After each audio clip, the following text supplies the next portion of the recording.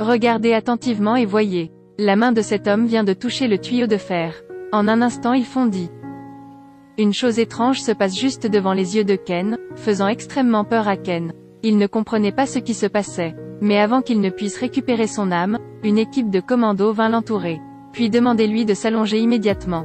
Ken n'osait pas désobéir, alors il fit docilement ce qu'il disait. Mais pendant qu'il mettait ses mains sur le capot. Qu'est-ce qui ne va pas chez moi? L'explosion de la voiture a fait tomber tous les commandos au sol. Ken était terrifié, mais en a profité pour s'échapper. Puis cache-toi dans une petite niche. Mais il fut rapidement découvert par l'équipe commando. Que faire maintenant? À ce moment, un des commandos est venu capturer Ken. Puis soudain, il a été attaqué par une force mystérieuse et envoyé voler sur des kilomètres. Immédiatement, une autre femme commando vêtue de noir est lentement sortie. Puis a amené 2 autres commandos pour sauver Ken. Puis Robert a posé le réservoir de fumée pour bloquer la vue. Et Jesse a mis une platine sur le sol. Ne comprenant pas ce qui se passait, Ken avait peur alors il a continué à reculer. Jesse le tira à nouveau. Tenez-vous un peu plus loin. Soudain, une cabine insonorisée est tombée du ciel.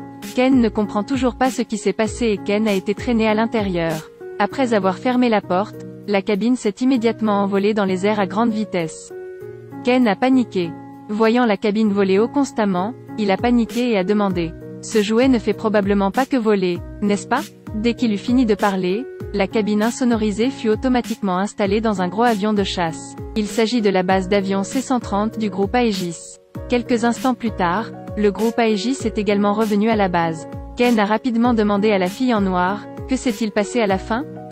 Pourquoi Ken a soudainement la capacité de faire fondre le métal? Jesse lui a également expliqué la situation. Il s'avère qu'elle et Ken sont pareils. Est une race qui porte un gène extraterrestre activé. L'agent spécial qui a poursuivi Ken était un meurtrier, et recherchait l'organisation secrète transportant des gènes extraterrestres. Récemment, de nombreuses personnes porteuses de ce gène ont été capturées par eux pour la recherche. Et ceux-ci veulent protéger leur race humaine. Et sauf Ken, ramène-le à la base d'Aegis. Ken, après avoir réalisé cela, a fini par rester ici pour se reposer en toute sécurité, s'adapter au changement de sa personne. Et Jesse et les autres se sont rapidement rendus à l'hôpital, rencontrer et parler à un porteur de gènes extraterrestres, afin qu'il puisse retourner à la base d'Aegis, pour éviter la poursuite de l'organisation secrète. Mais ils n'ont dit que quelques phrases, et les lumières de tout l'hôpital ont clignoté et soudainement perdu le courant. Ensuite, ils ont vu une scène effrayante. Dites-moi où se trouve le porteur du gène extraterrestre. Je ne sais pas. Bientôt, la personne qui pouvait produire de l'électricité a vu Hanson et s'est immédiatement précipité pour attaquer. Jesse à côté de lui l'a également aidé à produire de l'électricité, mais en vain. Même le commando Robert qui lui tire en continu des balles ne peut le contrôler que temporairement. Hanson a utilisé la force pour dessiner un cercle sur le mur en un instant, a sauté dedans et a disparu. La capacité de ce monstre est vraiment exagérée. Il peut traverser les murs. Les porteurs de gènes extraterrestres sont surpris. Mais le seul moyen est de continuer à courir après. Pendant qu'ils cherchaient partout, Hanson est de nouveau apparu derrière le cercle dans le mur, renversant Robert. Ils ont immédiatement créé des ondes électriques pour attaquer à nouveau Hanson. Mais lui-même semble être résistant aux porteurs de gènes extraterrestres. Même si les 2 commandos s'associent, ils ne peuvent rien faire. Au moment décisif, Jesse a soudainement créé une vague géologique le long du pied et du sol sur lequel Hanson se tenait. En un clin d'œil, Hanson est tombé en bas. Les commandos ont continué à descendre pour l'attraper et ont découvert qu'Hanson s'était déjà enfui de l'hôpital. Ils ont donc dû se retirer temporairement. De l'autre côté, l'agent spécial Medusa a soudainement appris que son mari avait été attaqué par Hanson. Lorsqu'elle est arrivée à la chambre d'hôpital, son mari, Ba, a été grièvement blessé. Ba a déclaré qu'il avait été soudainement attaqué par un monstre dans un dépanneur. À ce moment-là, il y avait un gars qui a soudainement mis le feu à l'essence alors il s'est échappé.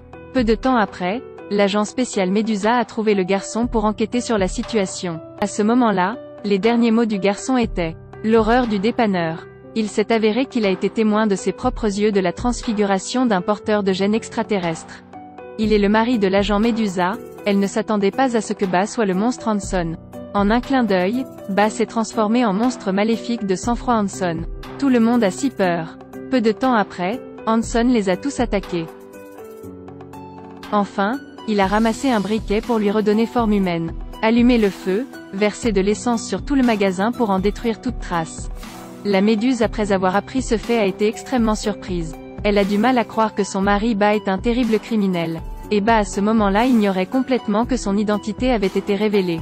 Reste dans la base d'Aegis pour aider le nouveau venu Ken à contrôler ses pouvoirs spéciaux. Et Ken est maintenant capable de maîtriser la capacité de faire fondre le métal. En un instant, le baril de fer devant lui s'est transformé en boule de fer.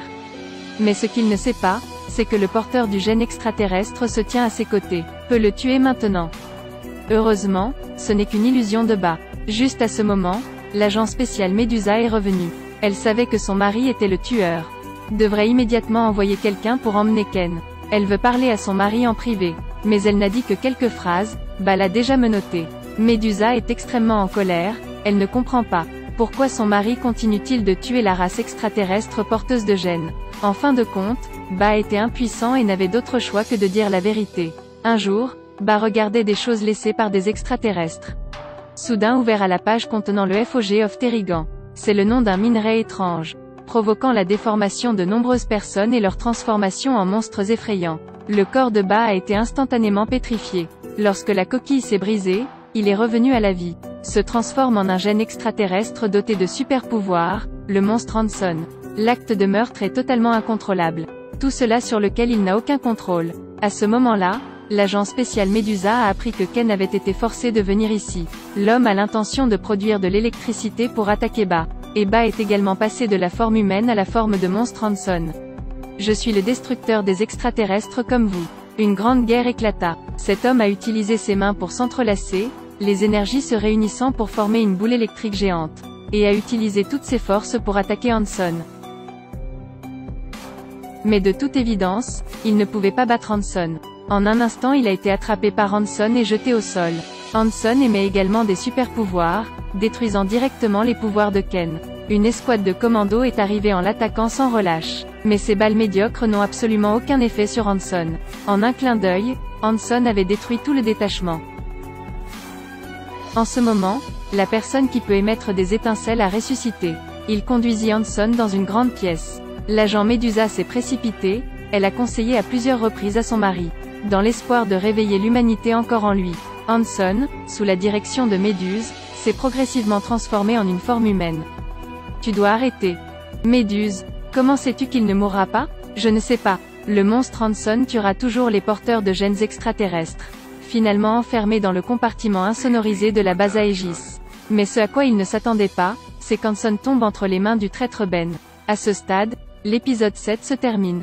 Au prochain épisode, nous continuons à voir de nouveaux détails sur l'histoire. Si vous l'aimez, n'hésitez pas à aimer et à partager.